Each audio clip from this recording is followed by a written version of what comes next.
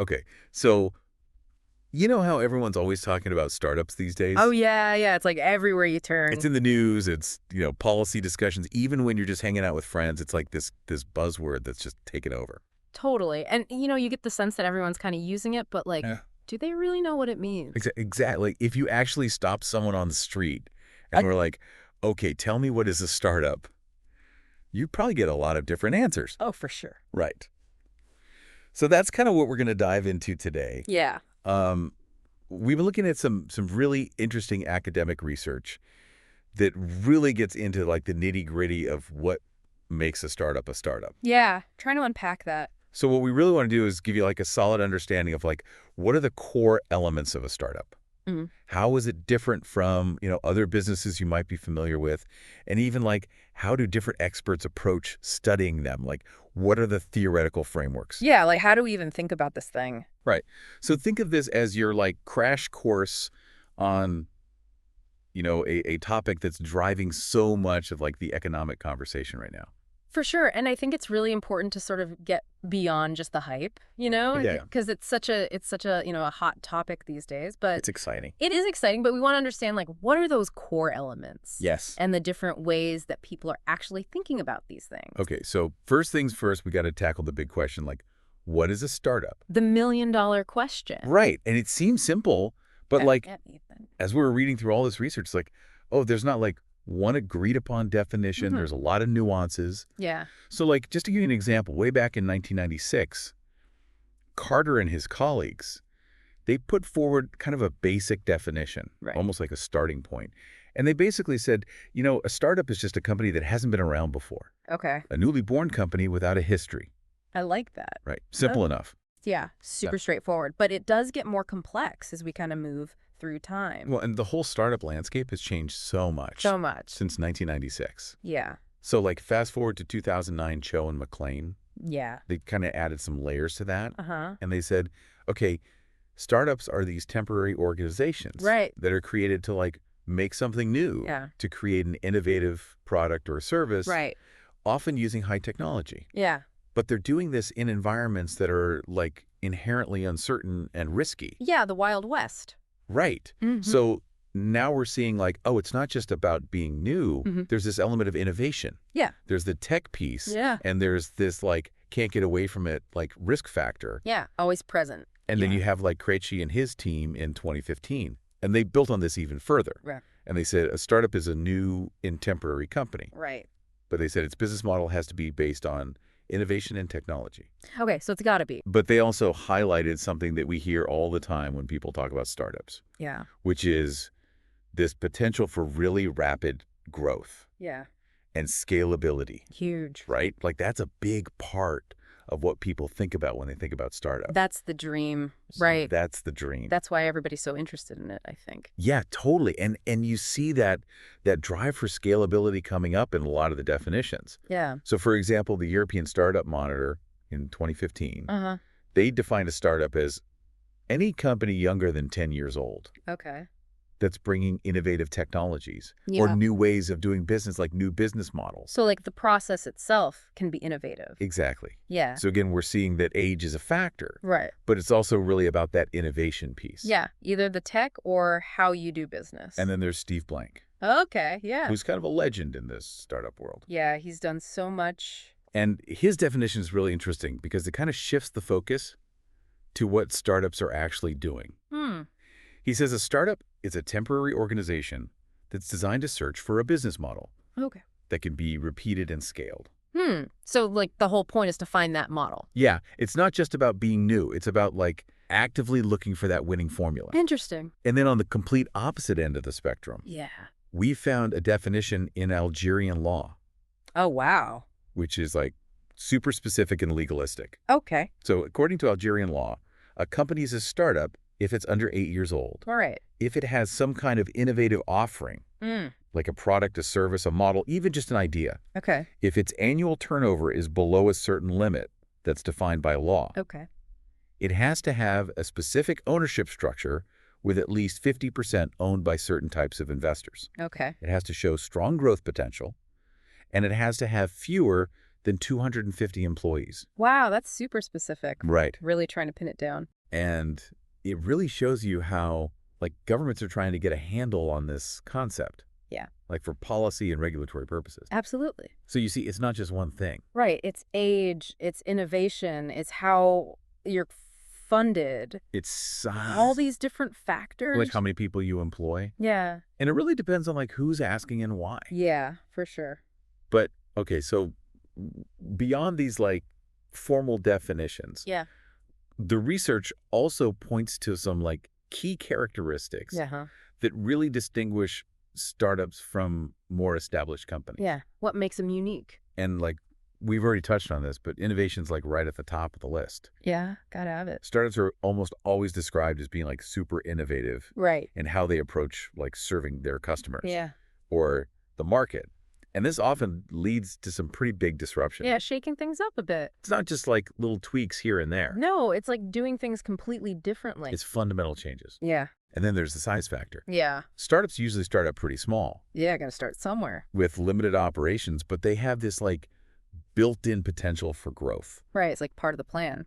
down the line. Mhm. So they start small, but the goal is to become big.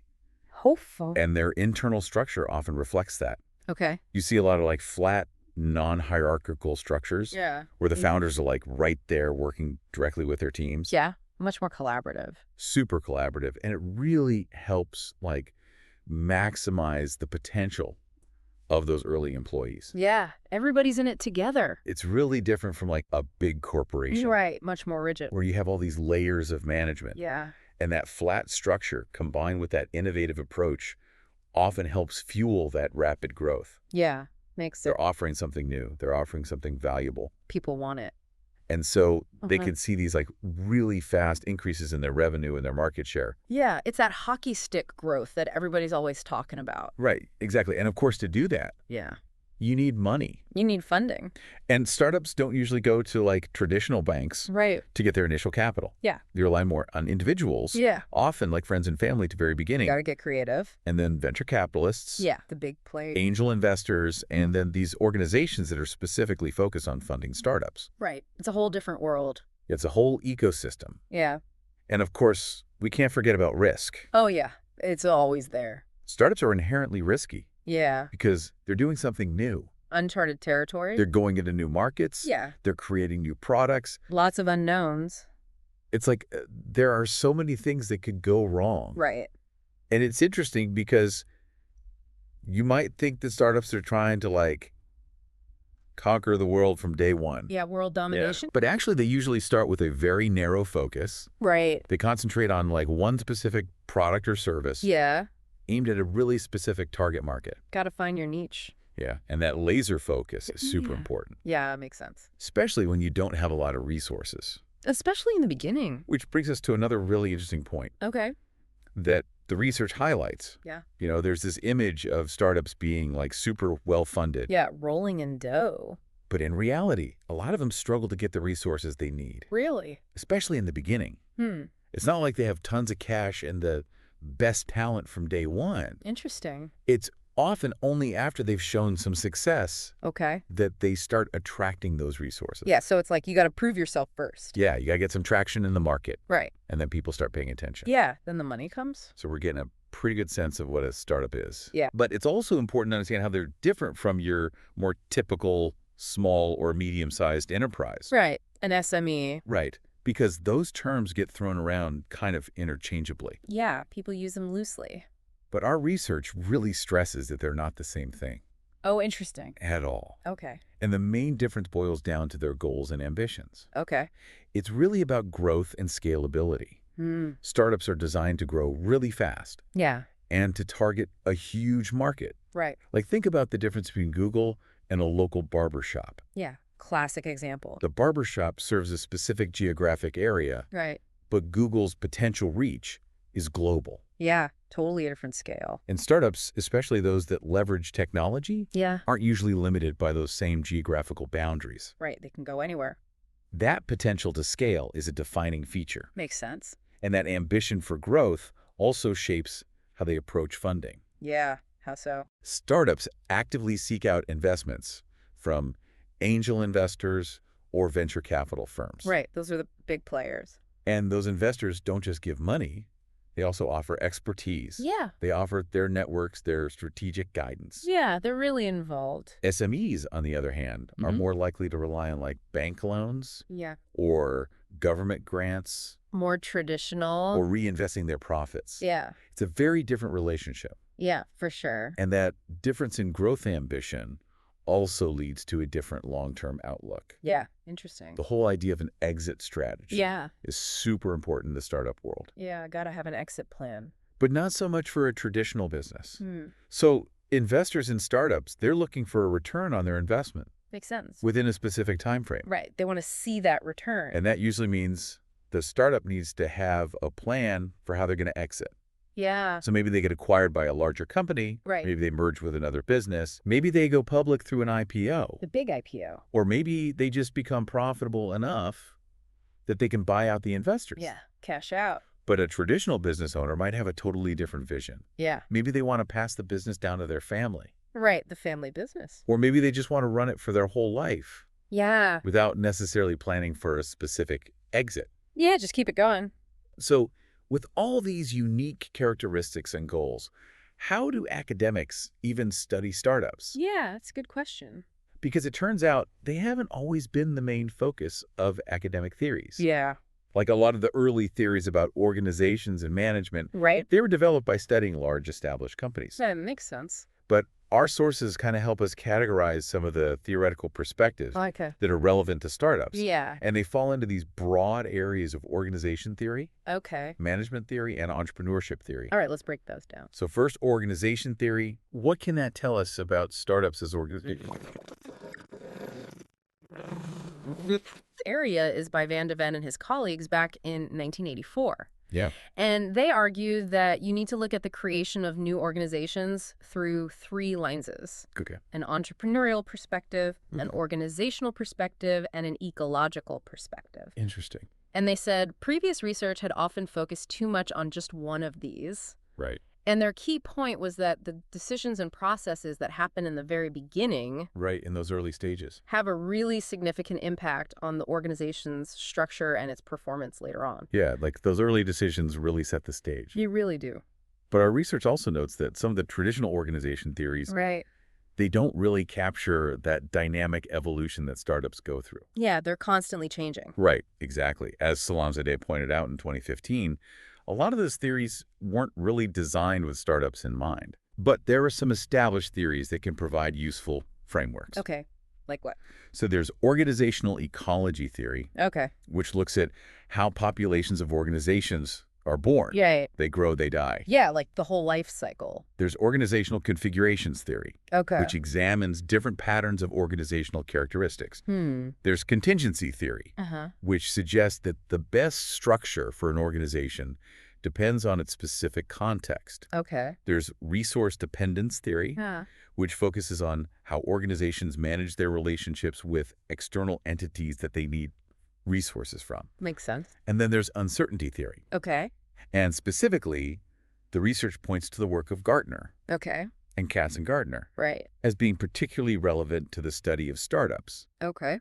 Gartner's work, for example, often focuses on the behaviors and processes involved in creating new ventures. Yeah, the whole process of starting something new. Yeah. So that gives us a way to think about startups as organizations. Yeah. Now, what about management theory? Okay. How does that help us understand what goes on inside a startup?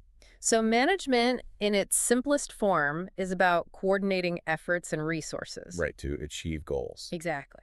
And while very early stage startups might not have like complex management structures, Right. these theories become more relevant as the startup grows Yeah, as things get more complex. and has to manage larger teams and more complex operations. Right.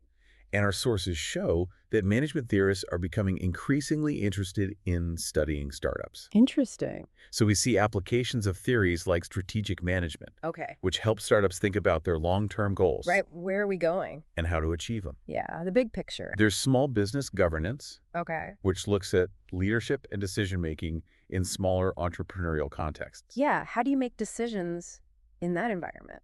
There's human resource management, Yeah. which is all about attracting, developing, and retaining talent. Yeah, that's crucial for startups. which can be a huge challenge for startups that are trying to scale up. Yeah, finding the right people. There's team management, which focuses on building and leading effective teams. Yeah, gonna have a good team. And even complexity theory, Okay. which can help us understand that unpredictable and dynamic nature of startup growth. Yeah, things change quickly. Right. But it's important to note that these management theories, Yeah. they often use startups as examples or case studies. Okay. They weren't necessarily developed specifically for startups. Right. It's more about applying those existing management principles Yeah. to the unique context of a startup Yeah, adapting them as it matures. as it grows. So the third category, Yeah. and it seems like this is where we see the most direct connection with startups, Okay. is entrepreneurship theory. Yeah, that makes sense. And this is the area that really gets at the core of what a startup is all about. So, we talked about Van de Ven's early work Yeah. and his entrepreneurial approach, which focused a lot on the characteristics of the founder. Yeah, the individual. But today's entrepreneurship theories on startups, Right. they go way beyond that. Okay. So Salamzadeh, in his work, Yeah. he categorizes these theories into macro-level theories, Okay. like Schumpeter's theory of creative destruction, Yeah. which is all about how innovation disrupts existing markets. Right. The old gets replaced by the new. And then there's population ecology, Yeah. which we talked about earlier, Uh-huh. that looks at the dynamics of populations of firms. Right. And then there's a whole bunch of micro and meso level theories Yeah, okay. that really get into the specifics of the entrepreneurial journey, Yeah. like how entrepreneurs identify and evaluate opportunities Right. and the whole process of creating a new venture. Yeah, that whole journey. So think about researchers like Vesper, Okay. Lim, Yeah. Daves, Uh-huh. Vishyana Deakins and Whittam, Nunez, Sorrells, Samuelson, and Davidson. Wow, that's a lot of names. Their work is all about the challenges and the processes of building these new high-growth potential businesses. Yeah, the stuff that startups actually deal with. So entrepreneurship theories are inherently focused on startups Yeah. because they deal with the core of what startups are trying to do. Right. Like what? They're trying to come up with new ideas. Yeah. They're trying to drive innovation. Uh-huh. They're trying to develop new products and services. Right. And they're trying to capitalize on opportunities in the market. Yeah. Seize the day. These theories are all about those early stages Yeah. of turning a vision into a real business. Yeah. Making it And happen. as the research points out, Yeah. organization and management theories become more important as the startup scales. Okay. But it's those entrepreneurship theories that help us understand that initial spark, Yeah, the beginning. that moment where someone recognizes an opportunity, Yeah. evaluates it, Uh-huh. and then takes action Mm. to make it a reality. Yeah, turning an idea into something real. So this has been like a really deep dive Yeah. into the world of startups. A lot to think about. So what are the key takeaways? Yeah, the things to remember. Like what should you be walking away with after this conversation? Well, the first thing is that a startup is not just a new company. Right. It's more than that. It's about innovation. It's about rapid growth. Scalability. Yeah. It's about using different funding sources. Yeah. It's about embracing risk. Yeah. And it's about that constant search for a scalable business model. Right. And we've also talked about how startups are different from traditional SMEs. Yeah, those are different things. They have different goals, different funding strategies, and that whole focus on an exit plan, Yeah. which is so important for investors. And finally, we've seen that to really understand startups, Yeah. you need to look at them from different theoretical perspectives, Yeah. how they work as organizations, Mhm. how they're managed, Yeah. and most importantly, through that lens of entrepreneurship. Yeah. That entrepreneurial spirit. So hopefully this has cleared up some of the confusion Yeah. Demystified it a bit. around what a startup actually is. Yeah. So here's a final thought for you to ponder. Okay. I like it. Given everything we've talked about, Yeah. all those definitions, Yeah. all those characteristics, Mhm. especially that emphasis on finding a scalable business model, Yeah. how could a big established company Interesting. adopt a startup mindset? Mm. Like how could they foster more innovation and drive growth within their existing structure? Yeah. Like bring some of that startup energy. Exactly. Are there things they can learn from startup theory, Yeah, that's a good question. even though they're not creating something brand new? Yeah. Can you apply those principles in a different context? Right. Food for thought. I like it. Thanks for joining us for this deep dive My pleasure. into the world of startups. Always fun to explore these topics. Until next time.